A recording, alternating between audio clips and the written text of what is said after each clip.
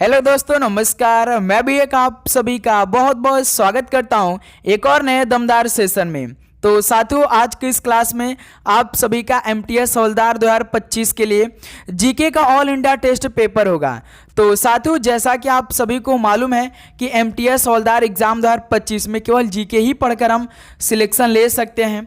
तो आज की इस क्लास में उन्हीं प्रश्नों का आप सभी का टेस्ट होगा और आप सभी को मालूम है कि आपके पेपर में टोटल 25 क्वेश्चन पूछे जाएंगे, लेकिन साथ ही आज की इस क्लास में हम लोग पूरे 90 प्रश्नों का टेस्ट करेंगे और आप सभी का सही करने का टारगेट 75 क्वेश्चन रहने वाले हैं। तो मेरा मानना है साथी, यदि आप इन 90 क्वेश्चन को तैयार कर लेते हैं तो समझिए आपके एक ही शिफ्ट में 10 से 15 क्वेश्चन देखने को मिल सकता है, क्योंकि साथी आपका पूरा पैटर्न एसएससी का बदल चुका है, लेकिन एग्जाम तो साथी वही है। पैटर्न बस बदला है, एग्जाम तो साथ ही एसएससी एमटीएस हवलदार एग्जाम ही होने वाला है। तो परीक्षा से पहले इन 90 प्रश्नों को जरूर अट्टा लगा लीजिए और सारे प्रश्नों को तैयार कर लीजिए, क्योंकि समय थोड़े से कम है। सितंबर का महीना चल दिया है, आपका कभी भी साथी एमटीएस हवलदार का एग्जाम डेट देखने को मिल सकता है। तो उसके लिए आपको पहले ही से ही तैयार रहना है। ऐसा नहीं कि एग्जाम डेट आए तब हम साथी जीके, इंग्लिश, मैथ, रीजनिंग पढ़ना स्टार्ट करें। ऐसा नहीं साथी, पहले ही अपने आप को प्रिपेयर कर लीजिए। तो हम साथी आपको पूरी तरीके से प्रिपेयर कर, बस आप सभी को मेहनत करना, बस थोड़ा सा मेहनत करना है, सारे क्वेश्चन को तैयार कर लेना है। तो चलिए मेरे दोस्त, बिना टाइम वेस्ट करते हुए इस क्लास को हम लोग शुरू करते हैं। लास्ट में अपना स्कोर करिएगा और एक क्वेश्चन पे आप सभी को सही करने पर 3 नंबर मिलेगा। यानी साथी ये तो आप सभी का 270 नंबर का टेस्ट है। और याद रखिएगा, एक गलत करेंगे तो 1 नंबर काट लिया जाएगा। इसका ये पैटर्न होने वाला है, ठीक है। तो चलिए बिना टाइम वेस्ट करते हुए इस क्लास की शुरुआत करते हैं। डेली क्लास सुबह 8 बजे, एक दोपहर 12:30 पे और एक शाम में 6:30 पर। लास्ट में स्कोर करिएगा भाई, फटाफट एक एक क्वेश्चन को डिस्कस करेंगे, टाइम वेस्ट बिल्कुल भी नहीं करेंगे। देखिए, 15 अगस्त 1947 को स्वतंत्रता दिवस समारोह के दौरान महात्मा गांधी कहाँ थे? बताइए साथी, 15 अगस्त 1947 को स्वतंत्रता दिवस समारोह के दौरान महात्मा गांधी जी कहाँ थे? तो सर जी कलकत्ता शहर में थे, यानी पहले का डी ऑप्शन बिल्कुल राइट आंसर हो जाएंगे। चलिए दोस्त, अगला सवाल कॉल करिए। क्वेश्चन नंबर 2 को, किसमें भारत में महात्मा गांधी का पहला सफल सत्याग्रह था? बताइए साथी, भारत में महात्मा गांधी का पहला सफल सत्याग्रह कहाँ पर हुआ था? तो सर जी चंपारण में। ऑप्शन सी क्या हो जाएगा? बिल्कुल परफेक्ट आंसर हो जाएंगे। चलिए दोस्त, अगला सवाल कॉल करिए। क्वेश्चन नंबर 3 को, चार्ल्स विल्किंसन का भागवत गीता और अंग्रेजी संस्करण पहले किस वर्ष में प्रकाशित किया गया था? बताइए साथी, चार्ल्स विल्किंसन का भागवत गीता का अंग्रेजी संस्करण पहले किस वर्ष में प्रकाशित किया गया था? तो साथी याद रखिएगा 1785 में। ऑप्शन सी क्या हो जाएगा? बिल्कुल राइट आंसर हो जाएंगे। ओके, चलिए नेक्स्ट अगला सवाल कॉल करिए। क्वेश्चन नंबर 4 को, किस महान स्वतंत्रता सेनानी को देश बंधु के नाम से जाना जाता था? बताइए साथी, किस महान स्वतंत्रता सेनानी को देश बंधु के नाम से जाना जाता था? तो सर जी चित्तरंजन दास को। ऑप्शन यहाँ से आपका बिल्कुल परफेक्ट आंसर हो जाएंगे। ओके, चलिए अगला सवाल कॉल करिए। क्वेश्चन नंबर 5 को, राजनीति स्वतंत्र राष्ट्र के लिए जीवनदायी होती, यह कथन किसने कहा था? बताइए साथी, राजनीति स्वतंत्र राष्ट्र के लिए जीवनदायी होती है, यह कथन किसने कहा था? तो साथी याद रखिएगा अरविंद घोष ने कहा था। बी ऑप्शन क्या हो जाएगा? बिल्कुल राइट आंसर हो जाएंगे। चलिए दोस्त, अगला सवाल कॉल करिए। क्वेश्चन नंबर 6 को, सर्वेंट्स ऑफ इंडिया सोसाइटी की स्थापना किसने की? बताइए दोस्त, सर्वेंट्स ऑफ इंडिया सोसाइटी की स्थापना किसने की थी? तो सर जी गोपाल कृष्ण गोखले ने की थी। डी ऑप्शन क्या हो जाएगा? बिल्कुल परफेक्ट आंसर हो जाएंगे। चलिए अगला सवाल कॉल करिए। क्वेश्चन नंबर 7 को, निम्न में से कौन से स्वतंत्रता सेनानी ने जेल की दीवारों पर महाकाव्य कमला लिखा था? बताइए साथी, इन स्वतंत्रता सेनानी में से किसने जेल की दीवारों पर महाकाव्य कमला लिख डाला था? तो sir ji B D Savarkar ji ने लिखा था कमला। बी ऑप्शन बिल्कुल राइट आंसर हो जाएंगे। चलिए दोस्त, अगला सवाल कॉल करिए। क्वेश्चन नंबर 8 को, अरोड़ा आसफ अली को कहाँ भारतीय राष्ट्रीय कांग्रेस ध्वज फहराने के लिए याद किया जाता है? बताइए साथी, अरोड़ा आसफ अली को कहाँ भारतीय राष्ट्रीय कांग्रेस ध्वज फहराने के लिए याद किया जाता है? तो याद रखिए साथी, भारत छोड़ो आंदोलन के दौरान। भारत छोड़ो आंदोलन कब हुआ था मेरे दोस्त? 1942 में हुआ था। तो याद रखिएगा डी ऑप्शन बिल्कुल परफेक्ट आंसर हो जाएंगे। चलिए दोस्त अगला सवाल कॉल करिए।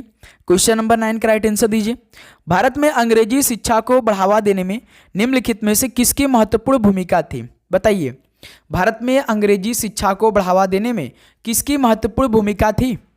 तो साथी याद रखिएगा, थॉमस बैबिंगटन मैकाले की थी। इन यानी आप साथी छोटा सा नाम याद रखिए, लॉर्ड मैकाले की। Okay, B option perfect answer, कहीं कहीं थॉमस मैकाले भी देता है। ओके मेरे दोस्त, याद रखिएगा। चलिए भाई अगला सवाल कॉल करिए। क्वेश्चन नंबर 10 को, सर्वोपरि सत्ता की नीति किसने दी थी? बताइए, सर्वोपरि सत्ता की नीति किसने दी थी? तो मेरे दोस्त याद रखिएगा, लॉर्ड हेस्टिंग ने दी थी। बी ऑप्शन बिल्कुल परफेक्ट आंसर हो जाएंगे। चलिए दोस्त अगला सवाल कॉल करिए। क्वेश्चन नंबर 11 को, न दलील न वकील न अपील टिप्पणी इनमें से किससे संबंधित है? बताइए साथी, न दलील न वकील न अपील, ये टिप्पणी किससे संबंधित है? तो सर जी रॉलेट एक्ट से संबंधित है। ऑप्शन यहाँ से आपका बिल्कुल परफेक्ट आंसर हो जाएंगे। ओके, चलिए नेक्स्ट अगला सवाल कॉल करिए। क्वेश्चन नंबर 12 को, राप्ती नदी भारत के किस पड़ोसी देश से निकलती है? बताइए, राप्ती नदी भारत के किस पड़ोसी देश से निकलती है? तो साथ ही याद रखिएगा, नेपाल देश से निकलती है। बी ऑप्शन क्या हो जाएगा? बिल्कुल राइट आंसर हो जाएंगे। चलिए अगला सवाल कॉल करिए। क्वेश्चन नंबर 13 को, 1912 में सिविल सेवाओं के संबंध में रॉयल कमीशन के गठन के समय वायसराय कौन था? बताइए साथी, 1912 में सिविल सेवाओं के संबंध में रॉयल कमीशन के गठन के समय वायसराय कौन था? तो साथी याद रखिएगा, लॉर्ड हार्डिंग सेकेंड था। बी ऑप्शन यहाँ से बिल्कुल परफेक्ट आंसर हो जाएंगे। चलिए मेरे दोस्त अगला सवाल कॉल करिए। क्वेश्चन नंबर 14 को, गवर्नर जनरल लॉर्ड डलहौजी ने किस साम्राज्य को चेरी कहा था? बताइए साथी, किस गवर्नर जनरल लॉर्ड डलहौजी ने किस साम्राज्य को चेरी कहा था? तो साथी याद रखिए, अवध साम्राज्य को। बी ऑप्शन यहाँ से परफेक्ट आंसर हो जाएंगे। चलिए मेरे दोस्त अगला सवाल कॉल करिए। क्वेश्चन नंबर 15 को, भारत के किस राज्य में मकर संक्रांति को पौष संक्रांति के रूप में मनाया जाता है? बताइए साथी, इस सवाल का राइट आंसर क्या होगा? भारत के किस राज्य में मकर संक्रांति को पौष संक्रांति के रूप में मनाया जाता है? तो याद रखिए साथी, पश्चिम बंगाल में। ऑप्शन सी बिल्कुल राइट आंसर हो जाएंगे। तो साथी आप सभी को चैनल पे नए हैं आप तो सब्सक्राइब कर लीजिएगा, नोटिफिकेशन को ऑन करिएगा और लाइक तो भाई करिएगा, क्योंकि इस बार हम आपके लिए लिखने हैं एक सिलेक्शन के लिए और एक लाइक के लिए। तो लाइक तो सभी करेंगे। आप सिलेक्शन कैसे लग सकते हैं? डेली क्लास लेकर। डेली क्लास कैसे लेंगे? जब आप सभी के पास डेली का डेली तीनों क्लास का नोटिफिकेशन पहुंचेगा तब, और क्लास आप उसे अटेंड करेंगे तब। तो इसलिए भाई नोटिफिकेशन को जरूर ऑन करके रखिए। ओके, देखिए निम्न में से मुख्य रूप से मद्रास के होम रूल लीग की स्थापना से संबंधित है। तो इनमें से मुख्य रूप से मद्रास के होम रूल लीग की स्थापना से संबंधित कौन थे भाई? तो एनी बेसेंट थी। बी ऑप्शन परफेक्ट आंसर हो जाएंगे। चलिए दोस्त अगला सवाल कॉल करिए। क्वेश्चन नंबर 17 को, ग्रीडा लोक नृत्य किस राज्य से संबंधित है? ग्रीडा लोक नृत्य किस राज्य से संबंधित है? तो सर जी मध्य प्रदेश से है। ऑप्शन यहाँ से आपका परफेक्ट आंसर हो जाएंगे। चलिए दोस्त अगला सवाल कॉल करिए। क्वेश्चन नंबर 18 को, उस्ताद बुंदू खान और संतोष मिश्रा किस वाद्य यंत्र के प्रसिद्ध वादक हैं? बताइए साथी, उस्ताद बुंदू खान और संतोष मिश्रा ये किस वाद्य यंत्र के प्रसिद्ध वादक हैं? तो साथी याद रखिए सारंगी के हैं। डी ऑप्शन यहाँ से बिल्कुल राइट आंसर हो जाएंगे।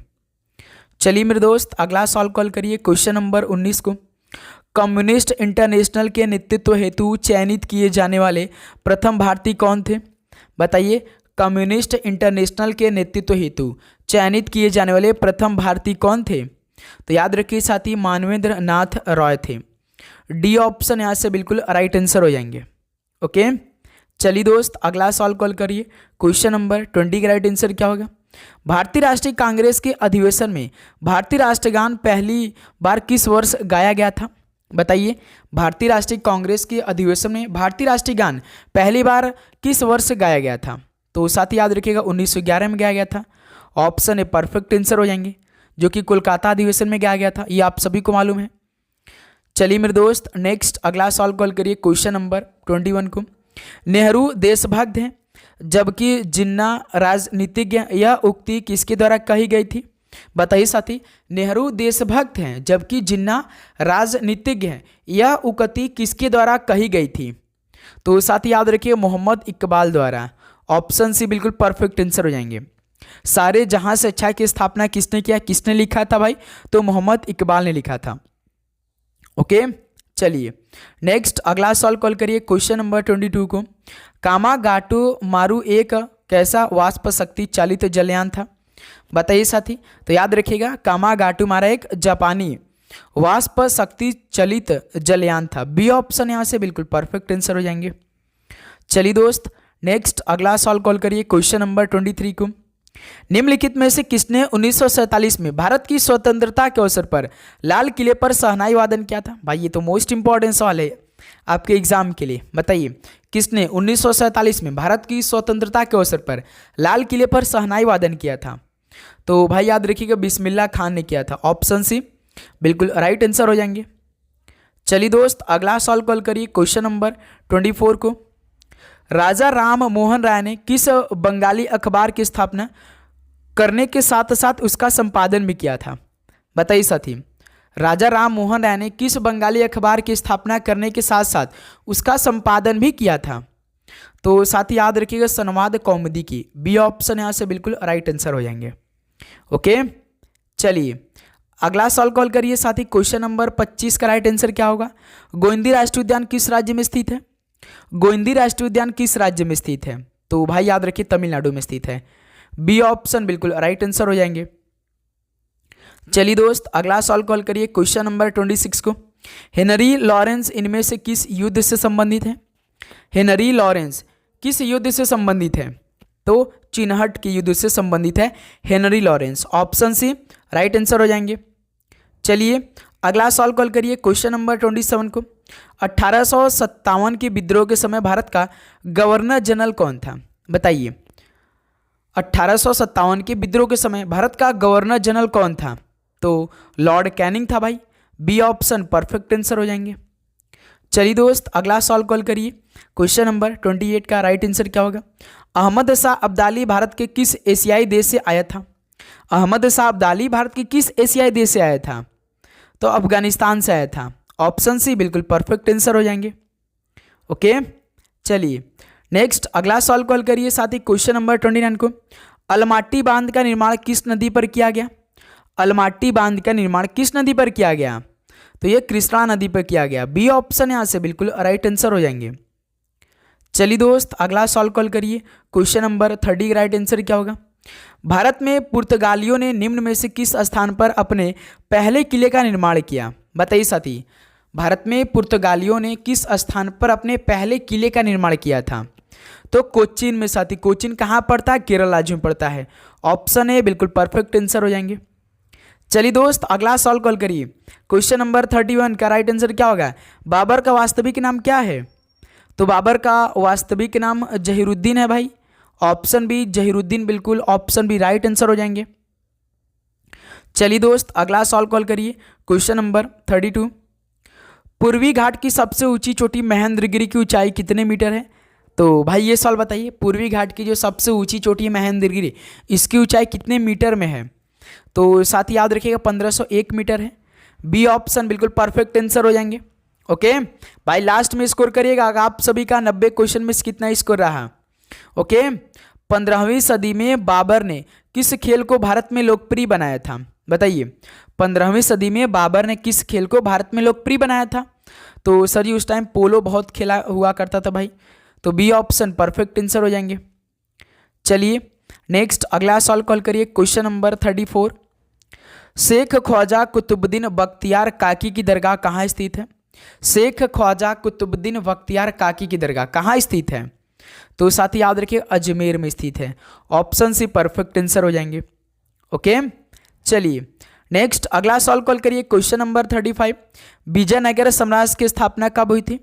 विजयनगर साम्राज्य की स्थापना कब हुई थी, तो याद रखिए 14वीं शताब्दी में विजयनगर साम्राज्य की स्थापना हुई थी हरियर और बुक्का के द्वारा। ऑप्शन बी यहाँ से परफेक्ट आंसर हो जाएंगे। चलिए दोस्त अगला सवाल कॉल करिए क्वेश्चन नंबर 36। कल सूबाई चोटी किस भारतीय राज्य में स्थित है, बताइए सती। कल सूबाई चोटी किस भारतीय राज्य में स्थित है, तो साथ ही याद रखिए महाराष्ट्र में स्थित है। बी ऑप्शन राइट आंसर हो जाएंगे। चलिए अगला सवाल कॉल करिए क्वेश्चन नंबर 37। मोढेरा का सूर्य मंदिर किस राजवंश के राजा द्वारा बनवाया गया था, बताइए साथी, मुर्डरा का जो सूर्य मंदिर ये किस राजवंश के राजा द्वारा बनवाया गया था? तो याद रखिए साथी, सोलंकी के राजवंश के राजा द्वारा बनाया गया था। बी ऑप्शन यहाँ से परफेक्ट आंसर हो जाएंगे। नेक्स्ट अगला नंबर हल करिए दोस्त, क्वेश्चन नंबर 38। बंगाल की खाड़ी के तट पर स्थित कोणार्क मंदिर कब बनवाया गया था? बताइए साथी, किस शताब्दी में बनवाया गया था बंगाल की खाड़ी के तट पर जो स्थित कोणार्क मंदिर है? तो साथी याद रखिएगा 13वीं शताब्दी में बनवाया गया था। ऑप्शन सी बिल्कुल राइट आंसर हो जाएंगे। चलिए दोस्त अगला सॉल्व कॉल करिए, क्वेश्चन नंबर 39 को। बरौनी कोयला आधारित बिजली स्टेशन किस राज्य में स्थित है? बताइए साथी, बरौनी कोयला आधारित बिजली स्टेशन किस राज्य में स्थित है? तो ये बिहार राज्य में स्थित है। बरौनी आपका बिहार राज्य में स्थित है। डी ऑप्शन परफेक्ट आंसर हो जाएंगे। चलिए दोस्त अगला सॉल्व कॉल करिए, question number 40। Tata iron and steel company ने टिस्को को किस वर्ष निर्मित किया गया था?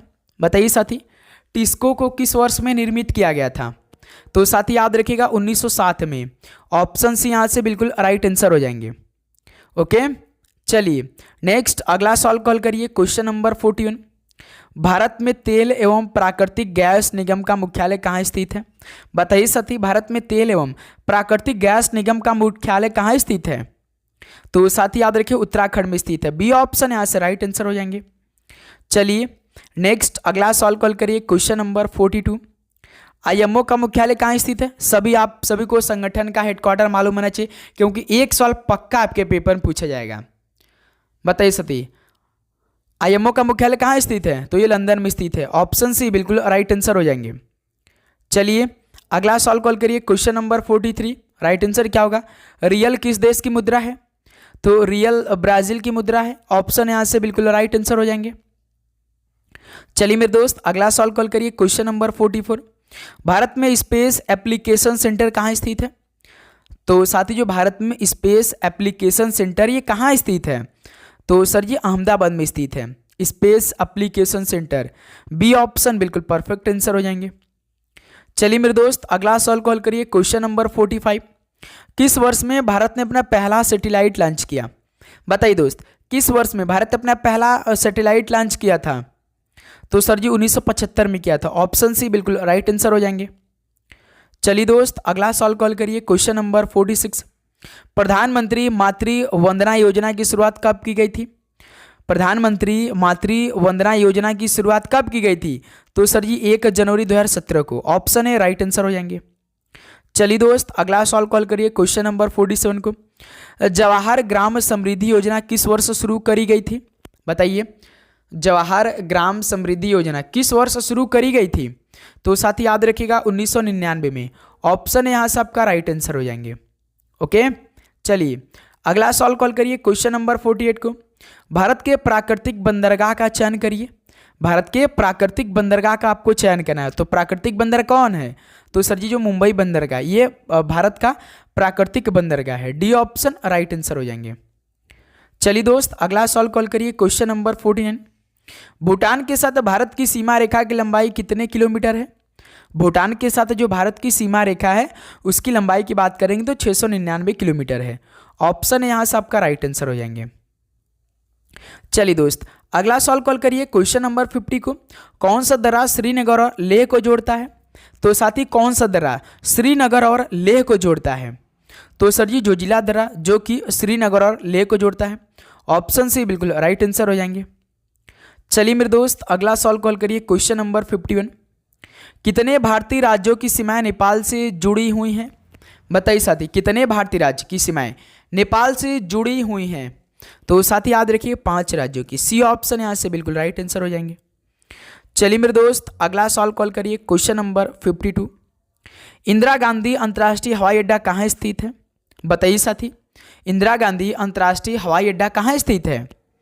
तो साथी याद रखिएगा दिल्ली में स्थित है। ऑप्शन यहाँ से आपका बिल्कुल परफेक्ट आंसर हो जाएंगे। चलिए दोस्त अगला सॉल्व कॉल करिए, क्वेश्चन नंबर 53। नेताजी सुभाष चंद्र बोस अंतर्राष्ट्रीय हवाई अड्डा कहाँ स्थित है? नेताजी सुभाष चंद्र बोस अंतर्राष्ट्रीय हवाई अड्डा कहाँ स्थित है? तो सर जी ये तो आपका कोलकाता शहर में स्थित है। बी ऑप्शन परफेक्ट आंसर हो जाएंगे। ओके दोस्त, चलिए अगला सॉल्व कॉल करिए, क्वेश्चन नंबर 54 को। बोडो किस राज्य के मूल निवासी हैं? बताइए साथी, बोडो किस राज्य के मूल निवासी हैं? तो सर ये असम के बोडो मूल निवासी भाई, ऑप्शन सी परफेक्ट आंसर हो जाएंगे। चलिए दोस्त अगला सॉल्व कॉल करिए। क्वेश्चन नंबर 55 का राइट आंसर क्या होगा?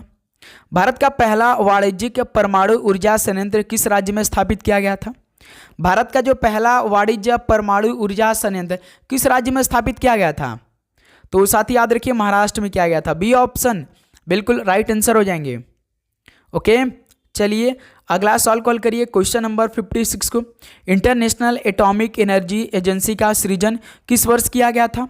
बताइए साथी, इंटरनेशनल एटॉमिक एनर्जी एजेंसी का सृजन किस वर्ष किया गया था? तो साथी याद रखिएगा 1957 में किया गया था इंटरनेशनल एटॉमिक एनर्जी एजेंसी का सृजन। ऑप्शन सी 1957 बिल्कुल राइट आंसर हो जाएंगे। ओके, चलिए अगला सॉल्व कॉल करिए साथी। क्वेश्चन नंबर 57 को, भारत में त्रिचरण नाभिकीय शक्ति कार्यक्रम की स्थापना किसने की थी? बताइए साथी, भारत में त्रिचरण नाभिकीय शक्ति कार्यक्रम की स्थापना किसने की थी? तो साथी याद रखिए होमी भाभा ने किया था। ऑप्शन यहाँ से बिल्कुल राइट आंसर हो जाएंगे। चलिए अगला सॉल्व कॉल करिए। क्वेश्चन नंबर 58 को, कैगा नाभिकीय संयंत्र किस राज्य में स्थित है? कैगा नाभिकीय संयंत्र किस राज्य में स्थित है? तो साथी याद रखिए ये आपका कर्नाटक राज्य में स्थित है। बी ऑप्शन यहाँ से बिल्कुल राइट आंसर हो जाएंगे। ओके, चलिए अगला सॉल्व कॉल करिए। क्वेश्चन नंबर 59 का क्या बनेगा? बिल्कुल राइट आंसर। कौन सा भारतीय राज्य सोयाबीन का सबसे बड़ा उत्पादक राज्य है? तो साथी ऐसा कौन सा भारतीय राज्य है सोयाबीन का सबसे बड़ा उत्पादक राज्य है? तो साथी याद रखिए एमपी है, यानी मध्य प्रदेश है। ऑप्शन है बिल्कुल राइट आंसर हो जाएंगे। चलिए दोस्त अगला सॉल्व कॉल करिए। क्वेश्चन नंबर 60 को, भारत के उप प्रधानमंत्री 1977 से लेकर 1979 तक कौन थे? बताइए साथी, भारत के उप प्रधानमंत्री कौन थे 1977 से लेकर 1979 तक? तो साथी याद रखिएगा जगजीवन राम थे।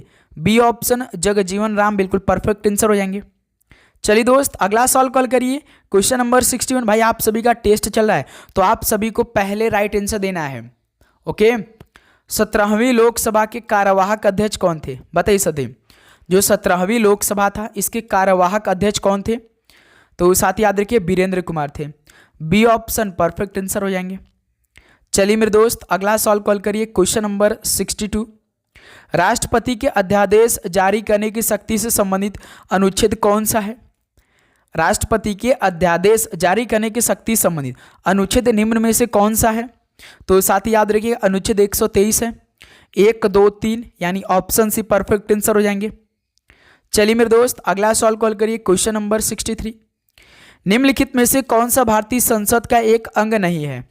तो साथी भारतीय संसद का एक अंग कौन सा नहीं है? तो साथी आप जानते हैं कि राष्ट्रपति, राज्यसभा, लोकसभा ये तीनों ही भारतीय संसद के अंग होते हैं, लेकिन साथी राज्य विधानसभाएं तो होती नहीं भाई, तो यही तो भारतीय संसद का एक अंग नहीं हो जाएगा।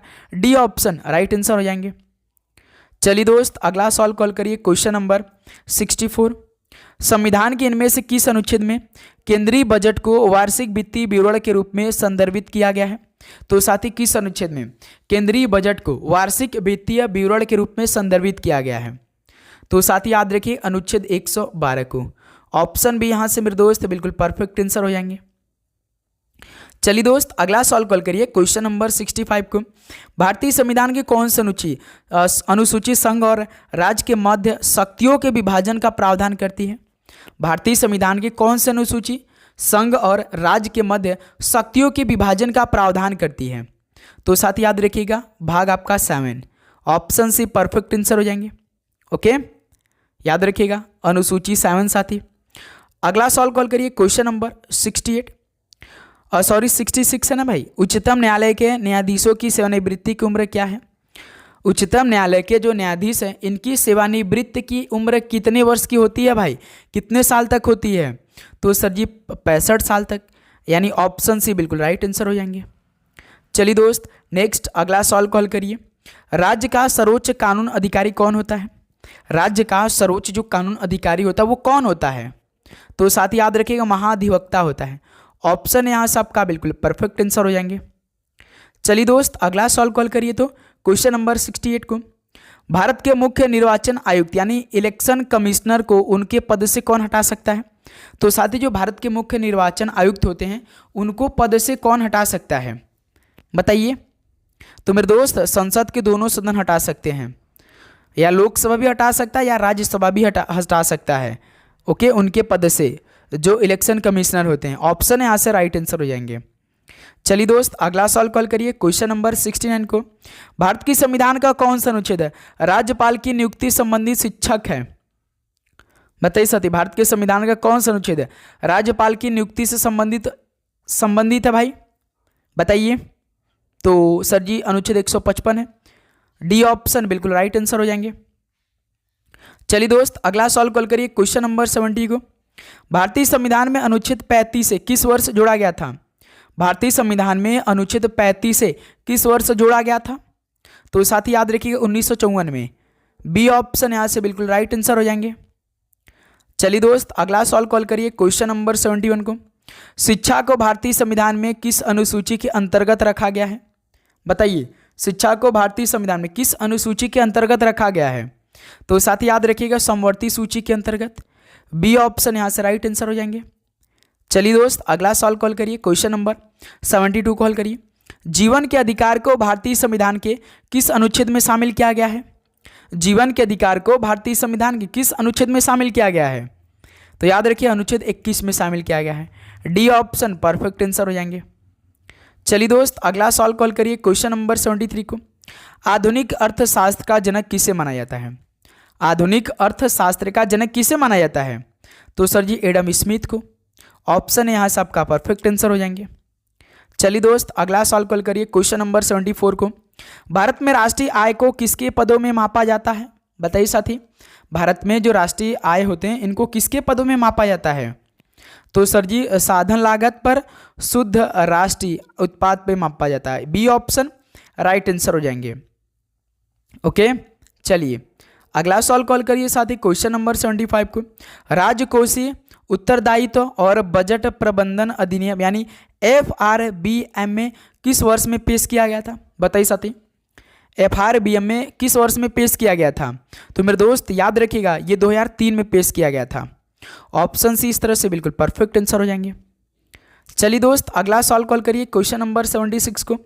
भारत में किस वर्ष में प्रस्तुत किए गए बजट को काला बजट कहा जाता है? बताइए साथी, भारत में किस वर्ष में प्रस्तुत किया गया बजट को काला बजट कहा गया था?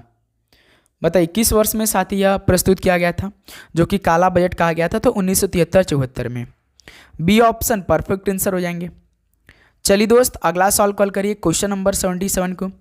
भारत में सार्वजनिक क्षेत्र के उद्यमों में विनिवेश प्रक्रिया किस वर्ष प्रारंभ हुई? बताइए साथी, भारत में सार्वजनिक क्षेत्र के उद्यमों में विनिवेश प्रक्रिया किस वर्ष प्रारंभ हुई? तो साथी याद रखिए 1991 में। ऑप्शन सी परफेक्ट आंसर हो जाएंगे। चलिए अगला सवाल कॉल करिए साथी, क्वेश्चन नंबर 78 को। भारतीय रुपए का नया मुद्रा प्रतीक आधिकारिक तौर पर किस वर्ष अपनाया गया था? तो साथी भारतीय रुपए का नया मुद्रा प्रतीक जो आधिकारिक तौर पर किस वर्ष अपनाया गया था? तो 2010 में। ऑप्शन सी परफेक्ट आंसर हो जाएंगे। चलिए नेक्स्ट अगला सवाल कॉल करिए, क्वेश्चन नंबर 79 को। निम्नलिखित में से किसका चित्र ₹200 के भारतीय नोट पर मुद्रित किया गया? बताइए साथी, ऑप्शन में बताइए कि 200 रुपये के नोट पर भाई किसका चित्र मुद्रित किया गया है? तो सर जी सांची का स्तूप का। ओके, सांची का स्तूप का मुद्रित किया गया 200 रुपये के नोट पर। डी ऑप्शन राइट आंसर हो जाएंगे। चलिए दोस्त क्वेश्चन नंबर 80 कॉल करिए। निम्नलिखित में से कौन सा संयुक्त राष्ट्र सतत विकास लक्ष्य जिम्मेदारी पूर्ण खपत और उत्पादन से संबंधित है? बताइए साथी, कौन सा संयुक्त राष्ट्र सतत विकास लक्ष्य जिम्मेदारी पूर्ण खपत और उत्पादन से संबंधित है? तो SDG 12 साथी। कौन सा संयुक्त राष्ट्र सतत विकास लक्ष्य जिम्मेदारी पूर्ण खपत और उत्पादन से संबंधित है? तो SDG 12 साथी, यानी ऑप्शन ए राइट आंसर हो जाएंगे। चलिए क्वेश्चन नंबर 81 कॉल करिए। निम्नलिखित में से कौन सा क्षेत्र भारत की GDP में सर्वाधिक योगदान देता है? बताइए, भारत की GDP में सर्वाधिक कौन सा योगदान देता है? तो सर ये तो भाई सभी को मालूम होना चाहिए, तृतीय क्षेत्र है। ऑप्शन सी परफेक्ट आंसर हो जाएंगे। चलिए दोस्त अगला सवाल कॉल करिए, क्वेश्चन नंबर 82 को। ओपन एंडेड और क्लोज एंडेड स्कीम ये किस में उपयोग किए जाने वाली शर्त है? बताइए साथी। ओपन एंडेड और क्लोज एंडेड स्कीम में उपयोग की जाने वाली शर्तें यानी किस में साथी?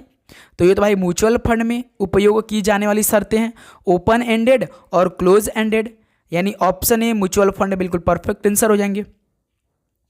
चलिए दोस्त अगला सॉल्व कॉल करिए। क्वेश्चन नंबर 83 को 1929 की महामंदी इनमें से किस क्षेत्र में शुरू हुई थी? बताइए 1929 की महामंदी किस क्षेत्र में शुरू हुई थी?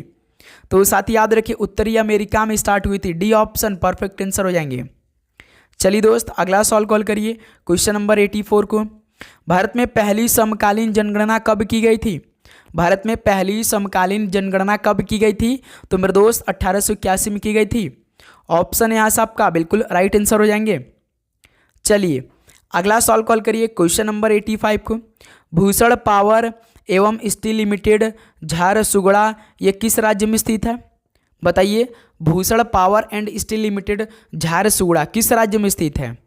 तो साथ ही याद रखिए उड़ीसा राज्य में स्थित है, ऑप्शन सी परफेक्ट आंसर हो जाएंगे। चलिए दोस्त अगला सॉल्व कॉल करिए। क्वेश्चन नंबर 86 को निम्नलिखित में से कौन सा राष्ट्रीय उद्यान यूनेस्को का विश्व धरोहर स्थल है? तो साथ ही कौन सा राष्ट्रीय उद्यान यूनेस्को का विश्व धरोहर स्थल है? तो साथ ही याद रखिए काजीरंगा राष्ट्रीय उद्यान है, बी ऑप्शन मेरे दोस्त बिल्कुल परफेक्ट आंसर हो जाएंगे। ओके चलिए अगला सॉल्व कॉल करिए। क्वेश्चन नंबर 87 को सुल्तान जोहर कप किस खेल से संबंधित है? सुल्तान जोहर कप किस खेल से संबंधित है? तो सर जी हॉकी खेल से संबंधित है Sultan Johor cup, option C perfect answer हो जाएंगे। चलिए 88 नंबर कॉल करिए।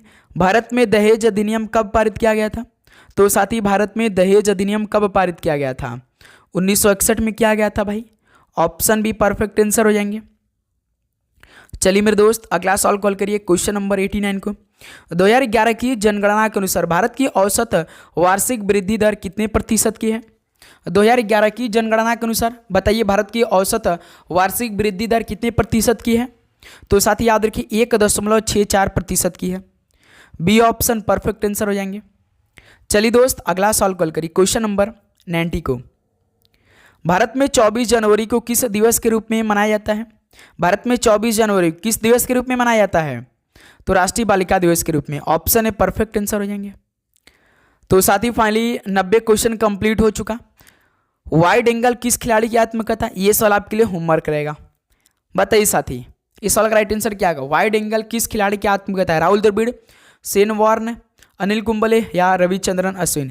चलिए साथी तो आप सभी का आप बताइए कि इन 90 क्वेश्चन में से कितना स्कोर रहा?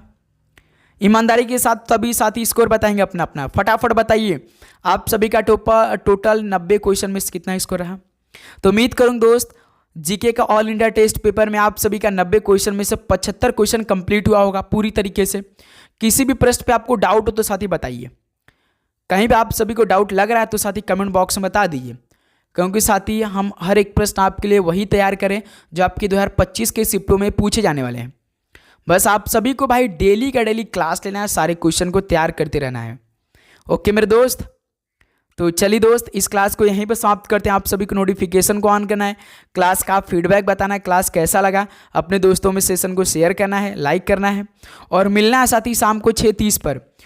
शाम को 6:30 पर एक नए मॉडल पेपर आती है भाई, आप सभी को मालूम है सुबह 8 बजे और शाम को 6:30 पर नए मॉडल पेपर आती है और सुबह दोपहर में 12:30 पे आपका जीके का टेस्ट चलता है।